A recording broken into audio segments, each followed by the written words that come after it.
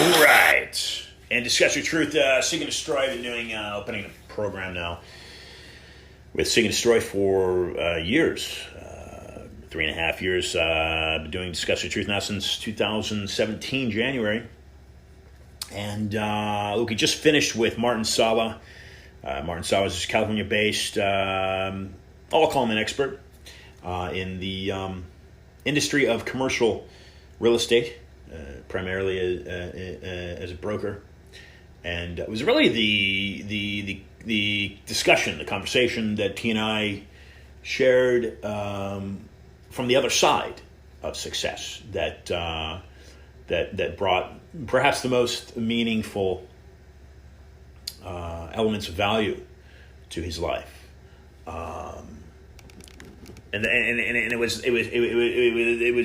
were those elements of the discussion that he and I probably mutually enjoyed, and certainly he alluded to and mentioned that was what he was enjoying, was simply talking to people, especially in this age of this pandemic, whatever you make of that.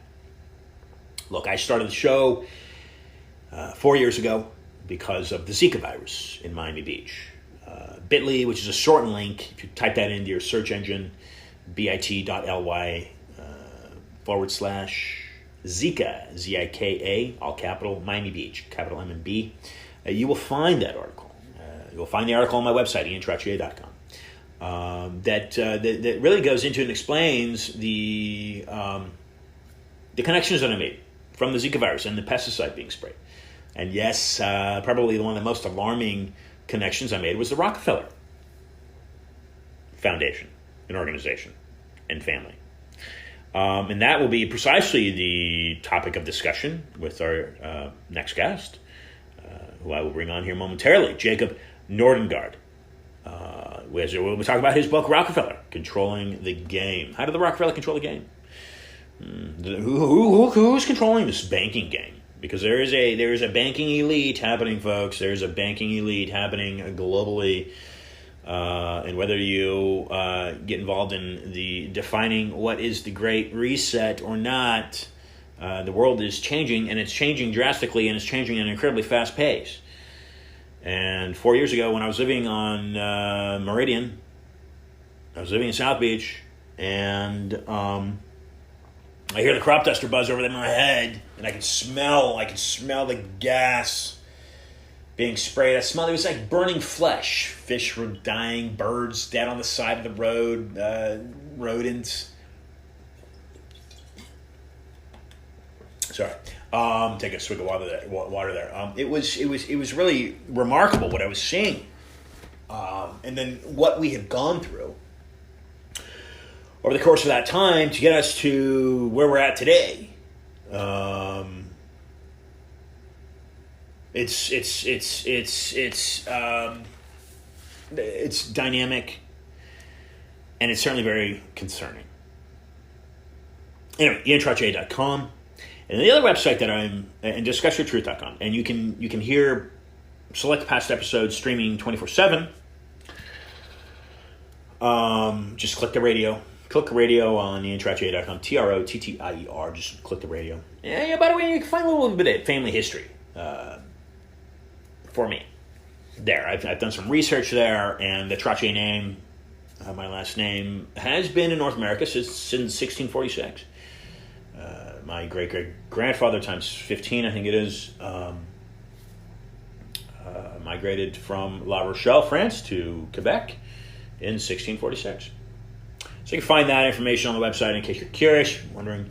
StopCommunism.net is a website that I thought of when I was actually standing on the U.S. Capitol in December, probably 3 weeks, 3 weeks before the fiasco unfolded there, which I am not privy to. I was not there. I don't know really what happened. I was in D.C. at that day, yes.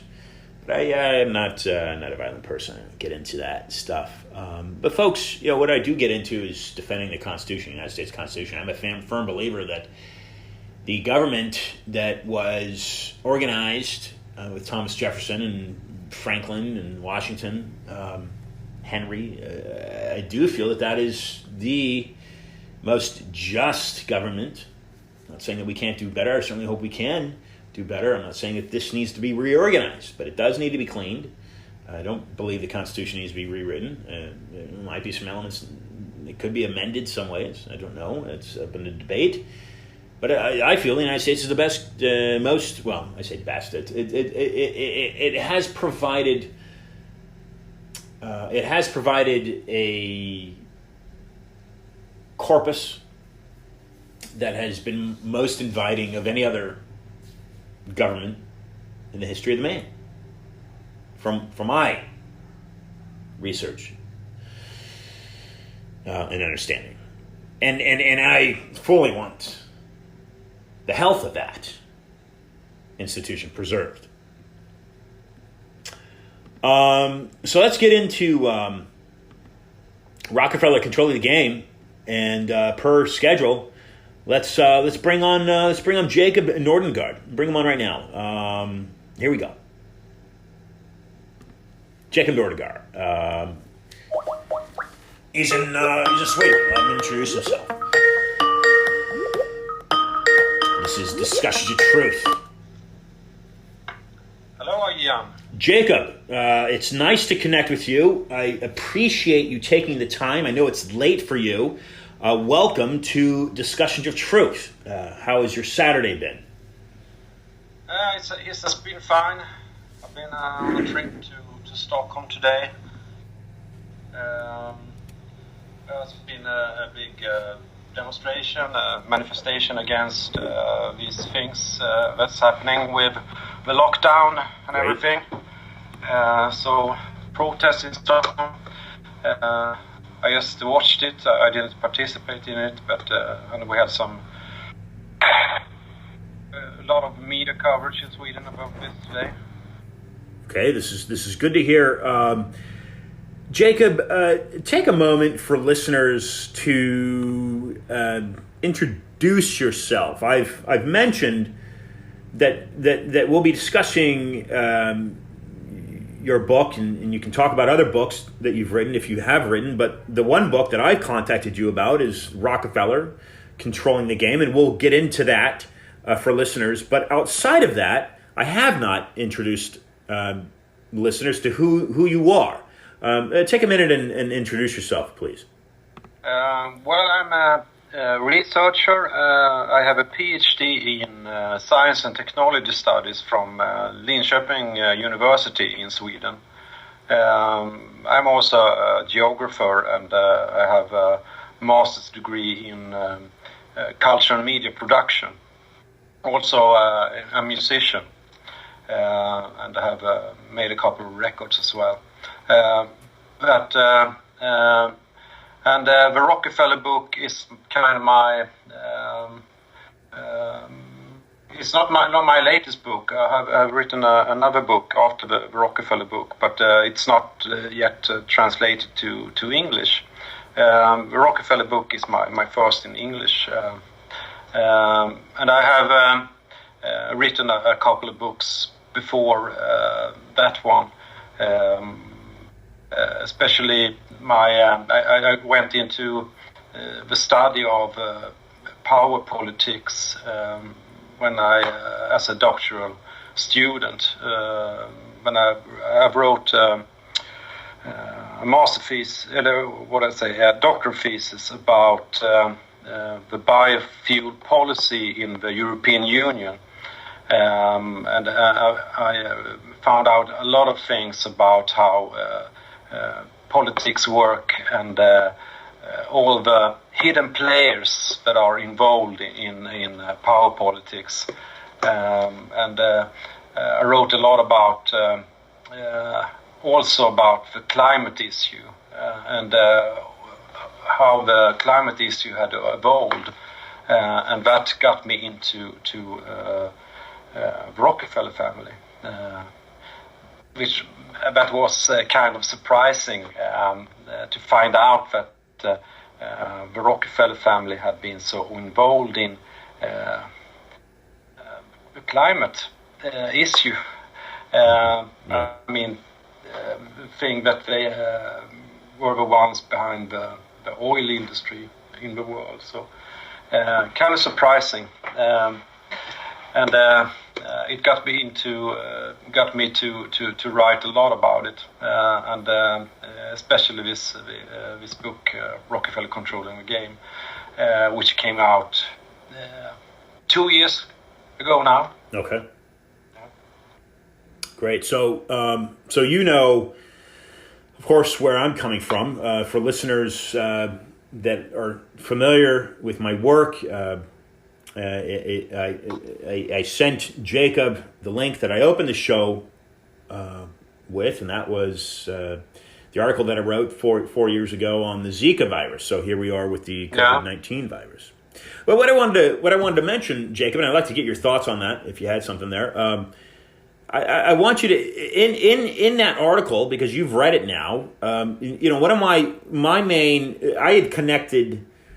See, here we are globally. We're connecting these. We're making these interesting connections that are coming to light. But I had made the Rockefeller connection to the Zika virus. They own a patent on that Zika virus, as I explained in the article, and then they also were the largest shareholders of Chevron Chemical Corporation. That now that Vanguard is manufacturing the pesticide that was used. It's called Naled or Dibron. There's various trade names for it that was used in Miami Beach to combat the Zika virus. So the Rockefeller connection was directly to the Zika. It was in plain sight there. But for listeners to understand here, what's interesting in the work that you've done, Jacob, is that I was quickly then led to a Stanford professor named Anthony Sutton. Now, Anthony Sutton. Yes, he's a very, very good researcher. One of my favorites, actually. Yeah, and so he had given a speech in 1972 in Miami Beach, and he returned to Palo Alto. They reprimanded him for disclosing information about the Bush family banking ties to Nazi Germany. Prescott Bush was funding through Union Bank. He was funding the Nazi regime. Henry Ford was making tanks for the Nazis. There's so many elements of disgusting corruption. And Henry Ford, he got a medal from the Nazis as well. So that's right. Yeah, he got like a freedom medal or some garbage. Something like that. Yeah. But what I found about your work, Jacob, and for listeners to know that when Sutton left Palo Alto, they threatened to kick him out and lose his fellowship. It was at the Stanford Hoover. Within a year of that, my understanding, in 1972, Miami Beach, he says, that's fine, I'm going to publish on my own, I don't need you. Then he publishes with a small house called Trine Day, and towards in the mid 80s, perhaps late 80s, early 90s, I'm not sure when, maybe you would know better, he teams up with a researcher named technocracy researcher named Patrick Wood, and I think you're familiar with Patrick Wood as well. More so. Yeah, of course. I've written on his Technocracy News webpage. So, right. So this is I really appreciate Patrick Wood as well. I think he's one of the best living now. And he has really took over the heritage from Sutton, I think. Yeah. So there's a lot of different angles we can get into. We can get into Sutton, we can get into technocracy, we can get into IBM, we can get into. But there's a lot of different avenues we can go into. Let's start with the basis there of. If you want to get into the climate change, maybe a good place to start is tying in perhaps Rockefeller. What you find most alarming? What is happening in 2021, Jacob? You're in Sweden. We have this pandemic, or as other people are referring to it, as a plandemic. It's a global reset. The objective is simply economics, getting a global economic system laid out. Health being used as a proxy for that, or a means to an end for that. What's happening in your view, Jacob? What's going on in 2021? A lot of things. I've written now a book. It came out in December. That's called The Global Coup d'etat. Nice. And then it's out in Swedish now, but it takes this story about all the background to this pandemic and how it started, and especially some things about the Rockefellers, of course, the Rockefeller Foundation, and all their work in the health sector. Bill and Melinda Gates Foundation as well, but mainly about the World Economic Forum, because World Economic Forum, that's where things are happening now. Right. I mean, they have really, before, they were kind of operating more in the shadows. Now they are very open with this. And this year, Klaus Schwab, that's the head of World Economic Forum, he came out with a book called Stakeholder Capitalism, where he presents his ideal model for the world that he sees, and that he and World Economic Forum wants to introduce this. I mean, they have kind of already practiced this model for a time, but now it gets more official.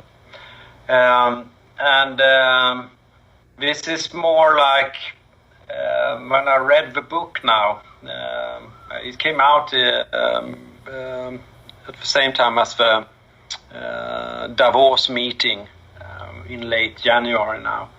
And it's kind of a nice way to say fascism.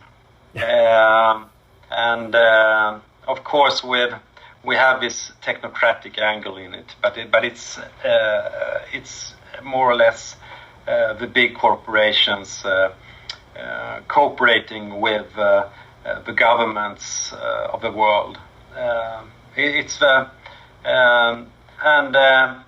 And now it's with the help of the corona, this gets official, and I think it will be an interesting year now.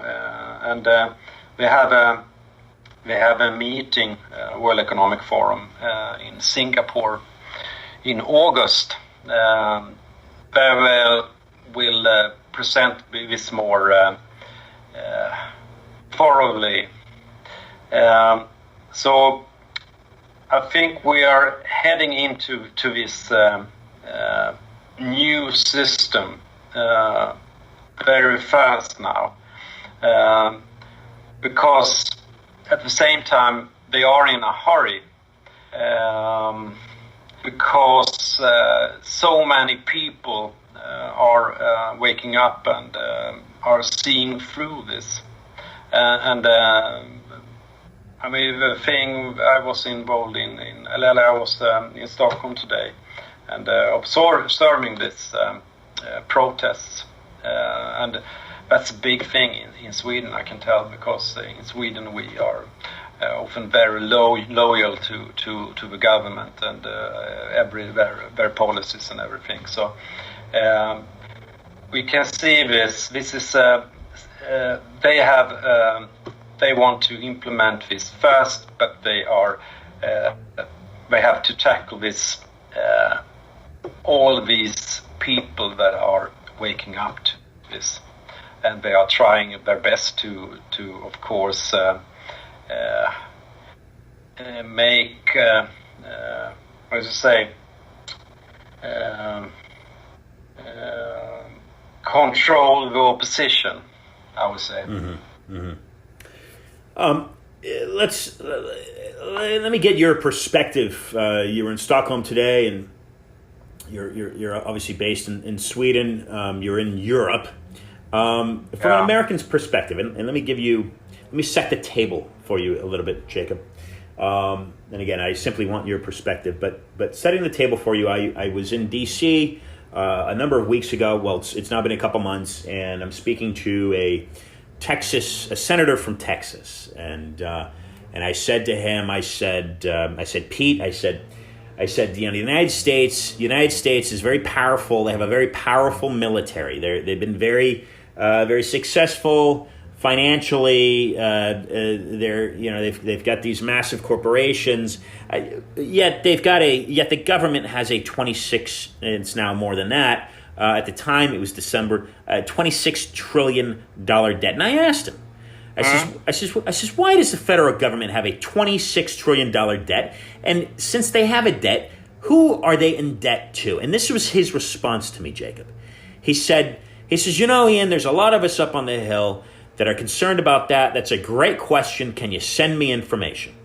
I went on and I said, do you have any idea that the Federal Reserve Bank, Central Bank of the United States, is not a government institution? Let me ask you this now, Jacob. Are Americans simply, there's a lot of them. There's arguably 74 million of us that voted for Donald Trump. There's 80 supposedly that voted for Biden. It's become this COVID-19 thing has become political. It's become political. I think it is all around the world. It's been political. You're talking about of course, it's very political. But Jacob, in regards to your view of Americans, are Americans simply sheep walking to a slaughter? Are they naive? What's your view of Americans?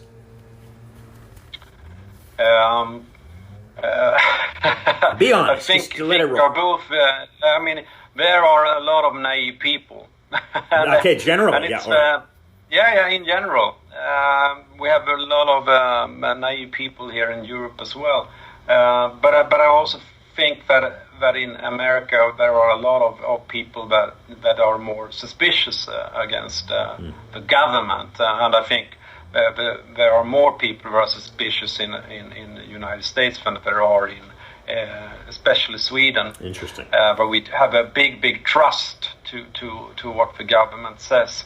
America was founded on the principle of freedom from this. Global regime. British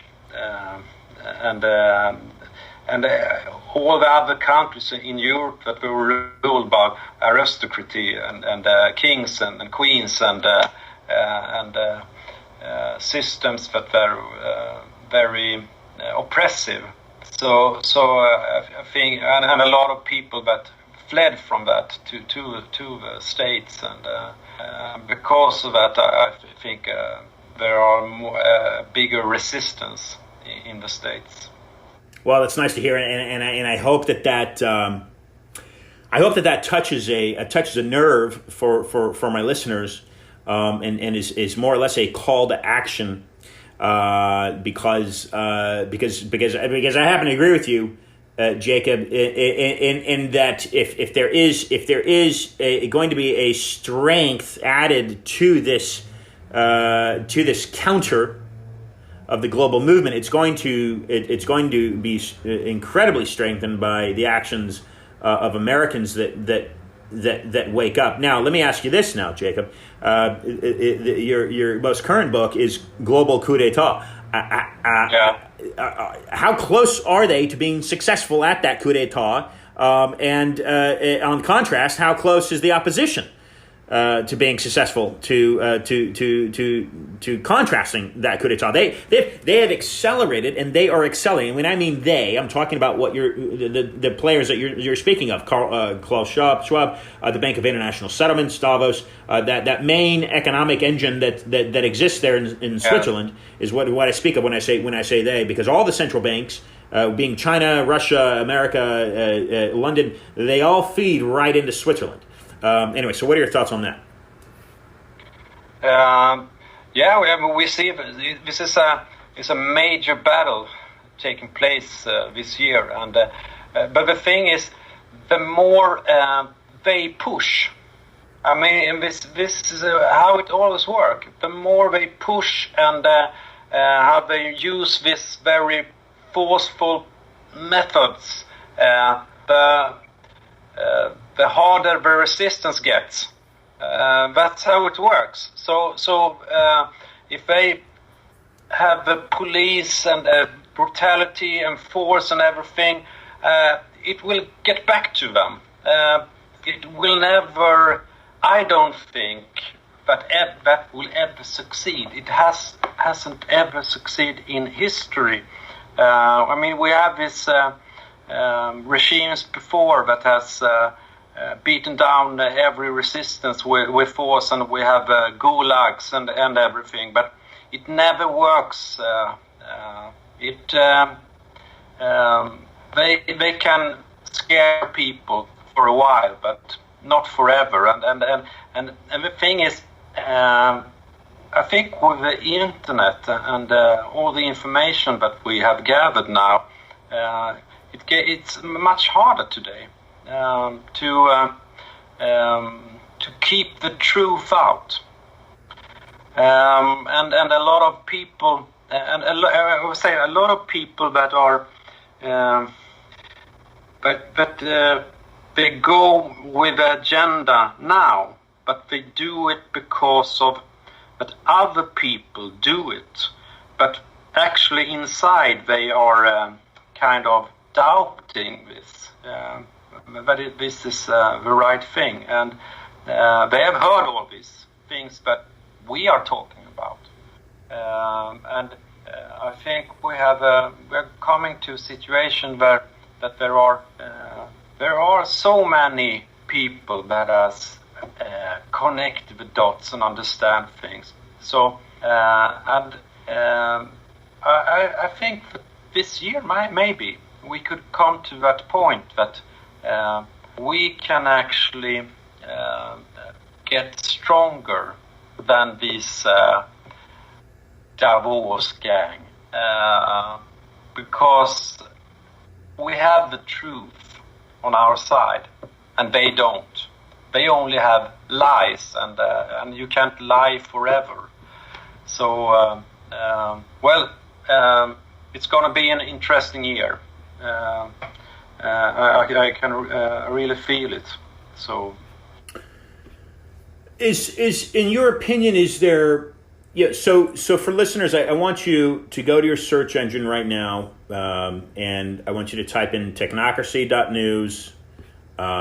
Jacob Nordangard, Nordangard. This was written back in June. He talks about UN Agenda 2030, Sustainable Development Goals.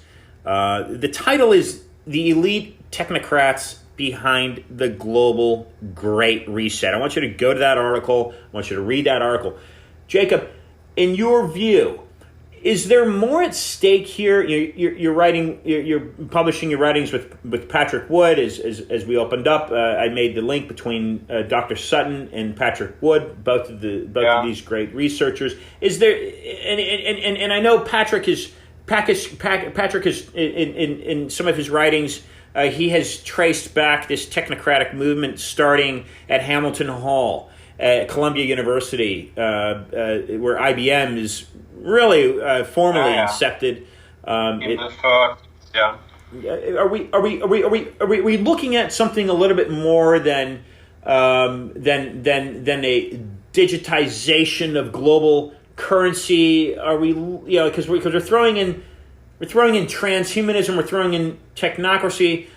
Is a one world global currency simply the short term goal? It might take 30 years.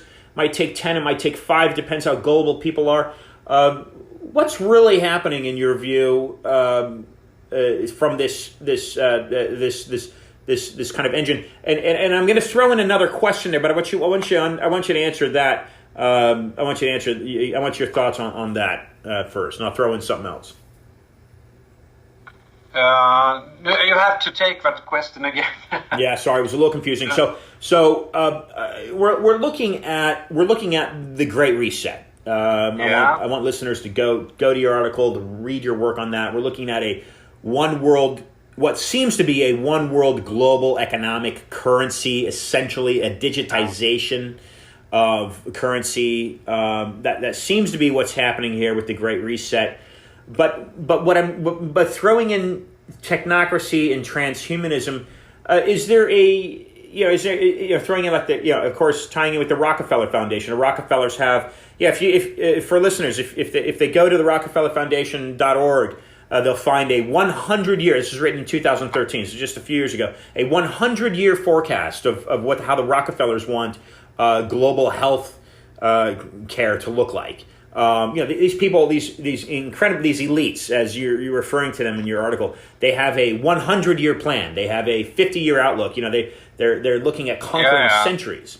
So what I'm asking are your comments in regards to a global currency, a digitization of a global currency. We can throw in ID 2020. Whatever angle you want to go there, as far as the vaccines, with this excuse of a pandemic, quote, flu-like pandemic, which is ridiculous. But what I want you to do is, you can talk about that, but I want you to also tie in, if you feel appropriate, transhumanism and or technocracy. Since you're, and I hope I hope I'm making sense on where I'm going with the because it is a question. Yeah. It's not a direct one. We'll see what we come with. All these things ties into what the World Economic Forum labels as the fourth industrial revolution, and I think that is very, very central, very important, because this fourth industrial revolution ties into the 17 global goals, United Nations global goals. And this is an agenda that connects to everything that has to do with human activity and also the natural environment, everything that's around us, and it's and also these thoughts about upgrading the human. Klaus Schwab wrote a book, must be 3 years ago now, or maybe it wasn't Klaus Schwab that wrote it, actually. It was the working groups of the World Economic Forum, but Klaus was labeled as the main author of it. But in this book, Shaping the Fourth Industrial Revolution, there's a chapter called Altering the Human Being. Mm-hmm. And when I first saw this, I was kind of, what? Wow. What are they talking about? Altering the human being. And when you read this, it sounds like something that the Nazis would have written in the 30s. It's so... and it's so full of hybris. It's so megalomaniac. And if you've seen this character Klaus Schwab, he looks like a Bond villain as well. So it's total madness, and it's all about taking control of every aspect of life. Patenting every seed and everything around us, and all the virus strains as well. They are. It's so mad, I would say. It's like a bad movie. It's like a Bond movie. Everything. Yeah. And that's why I don't think they will ever succeed with it. But it's so crazy. It's hard to really get to grips with it, because it's so outrageous. Yeah. And all this transhumanist stuff. I remember reading about it. I had this. I was at the university. My first university course, and we learned about cybernetics and transhumanism. This was in '98, and I remember I thought this. They can be serious. This is just some techno cult. I thought at that time. But some years later, when I was researching about the European Union, I found this transhumanist thoughts in documentation. The research programs of the European Union, where we were referring to these things. Nothing that they ever talked about more public, but there are special programs. I mean, I guess there are a lot of those programs in that the United States government has as well, of course. But it was so... I couldn't believe my eyes when I saw that, and it got worse. And I write a lot about this in the Rockefeller book, because I could trace a lot of these things to the Rockefeller foundations. And so you're writing, and I want to get your comments on what's going on at CERN for listeners that are not aware. Tim Berners-Lee wrote the WWW, the World Wide Web protocol at CERN, and of course he's a British scientist. CERN being another institution based in Switzerland. It's also where the Bank of International Settlements is based. I want to get your comments if you see any parallels between what's happening at CERN and what's happening on the global or the global banking scheme that seems to be unrolling out of. Again, I'm tracing all central banks going back to the Bank of International Settlements in Switzerland. So put that aside, Jacob. You can address that, but what I want to do is I want to back up a little bit and visit the climate. You were talking about the climate change, I think it was, and the link between the Rockefeller, which spawned the creation of the publication, the writing of your book. The thing is, that was kind of shocking for me. I was once an environmentalist, I can say. Uh-huh. I was very into this thing with the environment, and I was also active in a political party here in Sweden, the Green Party in Sweden. And when I started to my research as a PhD student, I was at something called the Climate Policy Center, they studied the climate policy.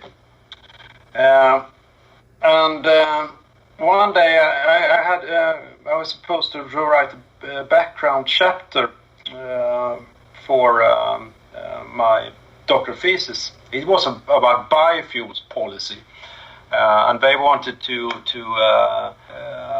European Union said we need biofuels because of climate change and energy security, and I wanted to know more about the background to the climate issue and where it came from, when did it begin, and everything. I didn't know that much about it at that time. This was in 2008, 2009, and as I was at the Climate Policy Center, I thought someone must know these things here at the center. I mean, they are research and experts at this stuff. So I went around and asked people, and they didn't really know anything about it. I had a colleague that know a bit about it, but he said, I only know the start of the United Nations Panel on Climate Change, IPCC, around 1988 it was. And I know a bit those things that came out of this. But I don't know anything about the prehistory, nothing. But I have this research paper here, an article published in a scientific magazine. And he gave me this article to be, I think it was 1 or 2 articles. It was about how the IPCC started. And I read this paper, and suddenly I just, what did I just read? It said that there was a couple of meetings before IPCC was created, and these meetings, they were sponsored by Rockefeller Brothers Fund, Rockefeller Foundation, and I think the German Marshall Fund. And I thought, what? The Rockefellers? Climate? I mean, these are the Rockefellers. They are into the oil business. They were behind Exxon, weren't they?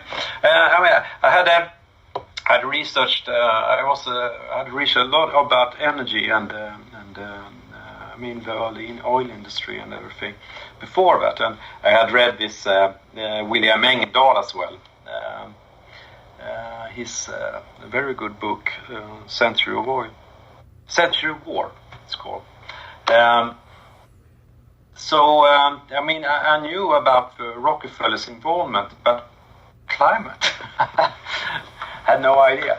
So that made me go into this in detail, and I tracked this back to the 50s, and I found out that the Rockefeller Foundation and Rockefeller Brothers Fund had been involved in all important meetings and decisions about, first, I mean, the climate research and the scientific field with and about the human involvement in climate, anthropogenic global warming. They defined this field more or less, and then I found out that, especially through the Rockefeller Brothers Fund, that they have funded first how IPCC came about. It hadn't happened without them, I can say. And then all this activism. We have this, and I found they have been involved in climate activism since the 80s, and especially after the millennium, the new millennium, and the entry of Al Gore, and I mean all these climate marches and everything, and so they were everywhere, and I was stunned. It was, what is this? And it was so sensitive to say anything about it. That was also very disturbing, because I mean, you can say Rockefeller. People just say, "Oh, conspiracies." Yeah. But I saw fact. They were involved in every important decision concerning climate since the 50s, and I tried to I actually published a working paper that was spread to some senior climate researchers that didn't agree with this narrative of anthropogenic global warming, and they thought this I found something important, but other people, and especially those at the university where I was working, they didn't like this. You can't talk about these connections. It's like, we don't want to see this. Don't mention the Rockefellers. Don't mention them at all. So it was hard, but very, very. It took me. I was supposed to write 5 pages about this how climate issue evolved, and it got to be 50 when I was. Wow. It was when I wrote this working paper, and this later evolved, of course, to this Rockefeller book, which is like 400 pages, and goes back very long in the history, back to Standard Oil and the foundation of the Rockefeller Foundation, all these philanthropic work, but only benefits themselves. Very smart schemes.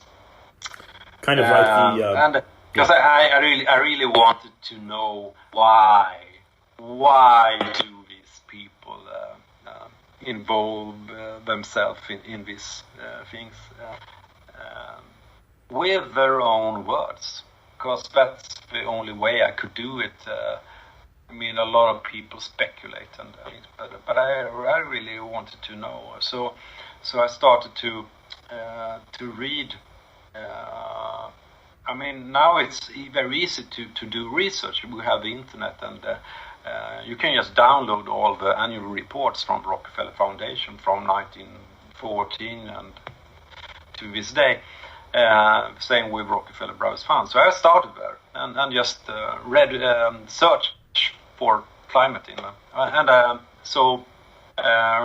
wrote this book to get their own vision, why they have done this and what it's all about, and that took me to this fourth industrial revolution. So, why are they doing what they're doing? Is there a climate? Is there a threat to the environment? Is it being used simply as a means to conquer another ends? What's going on there? What was the the thing is, this started with population, the population scare. Everything started with in the 50s. We had a meeting. It was John D. Rockefeller III. He was called Mr. Population, and he started this organization called Population Council. And they discussed how can we reduce the population on Earth. That was their main goal. They started to work on a plan to do this. And on this meeting, there was a researcher called Roger Revelle. And Roger Revelle is one of the most important climate researchers. He for this anthropogenic global warming theory. He was at that meeting, and he was kind of working for the Rockefellers. He later defined this field and started this process with making this climate issue the main problem of the world. But it was always connected to population and the problem of population and how to control population. And it's very, very it's very obvious when you read it, because I mean that's the goals they had in Rockefeller Brothers Fund, especially. They mentioned these areas that they thought was important to do something. It was population, it was the environment, and we come to health as well, and problems that they saw were global problems that the only option was to solve it in a global manner, and you couldn't solve it with nation state. We had to have these intergovernmental organizations, these big organizations, and especially the United Nations. That, of course, was the Rockefellers were very involved with, and they donated the land where the United Nations headquarters are in New York. So everything fits into this population and the population scare, and how to reduce population and control population. And now it's getting very obvious that this plan they had for a long time, and it's just not just the Rockefellers, of course. It's a billionaires club, and they are working through, especially the World Economic Forum today, to do these things.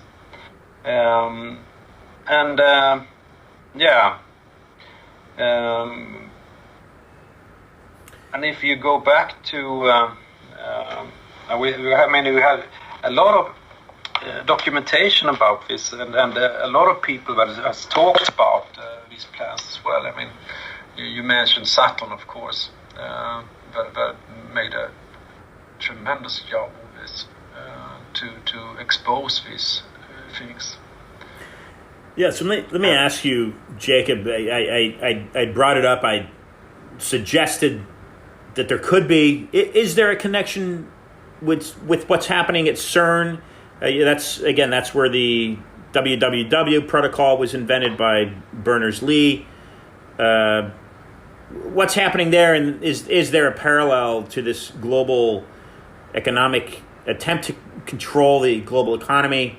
Is there a meshing there with the two? Yeah, I mean, Switzerland is a hub for everything that has to do with financials. So, of course, it all connects. It's all a part of this, and you find in, especially, you have I write about it in my new book about this power center today. We have the banks and the banking of international settlements, and we have a World Bank, we have IMF, and World Economic Forum, and how the people from these banks, they are in the World Economic Forum, in the board of World Economic Forum, and another part of this is the G20 group. That is very important as well, and all goes into financials and financial system of the world, and how it shall evolve now, and to a new, this digitization. So, Jacob, let's take a moment here to close out, and again, I appreciate and thank you for joining the program, Discussions of Truth, and I'd like to get your closing thoughts, some closing comments for listeners, as more and more people, as you mentioned, as more and more people begin to make those connections and see what these elite foundations, bankers, as these elite players, what they're doing, as more and more people around the world wake up to this, if you will. Some closing thoughts on how best to move forward, and then why don't you please give listeners your website and where they can go. Your book's not translated yet, but where they can go to learn more about it. Yeah. I have the Rockefeller Controlling the Game is translated and can be bought in English. And I have it on my webpage, farosmedia.se. .se. Faros with PHAROSMEDIA.se. Where you can find the books I have. Most is in Swedish, of course, but I have this Rockefeller controlling the game. But it explains the background to almost all the things that's happening now. The agenda. And as for the, what we can do now, I think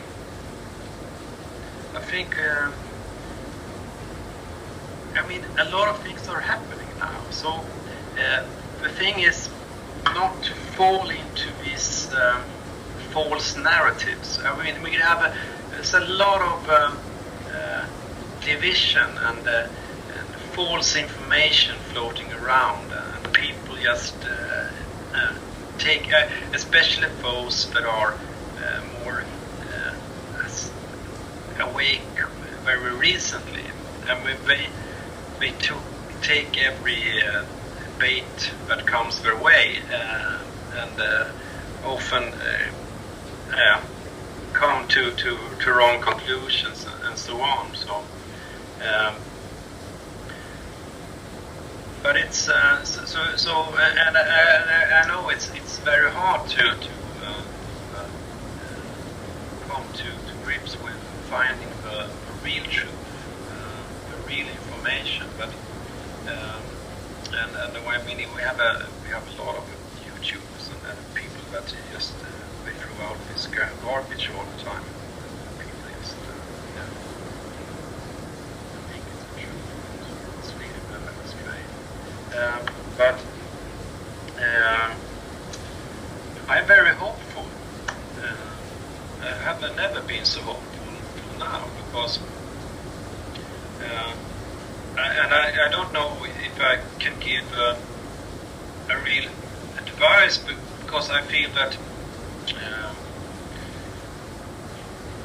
here in Sweden I have this last book I've written. The first edition sold in 1 month, and the second edition, half of the edition just took 1 week to sell. And it's a lot of people just waking up. So I think it's just to connect with all these people, to try to connect with each other, talk to each other. Yeah. That's very important. I mean, what they are trying to do is to isolate people and try to do that we just sit home and speak to each other. So, but I think we will see a kind of revolution with all this. I mean, the thing, I'm talking to you now from Sweden, and this last year I had a lot of new contacts in a lot of countries. So I think it's something very positive is happening in all this. Yeah, absolutely. That's some great words of optimism and encouragement, and again there's nothing a human being. A human being is an incredibly powerful organism, and the more of us that communicate and talk and work together, the more likely we find a productive outcome. Jacob, thank you for joining the program, and sir, I look forward to having you back on in the future. Yeah, it's a pleasure. I hope we can get on a little early then. Yeah. Yeah, it's a late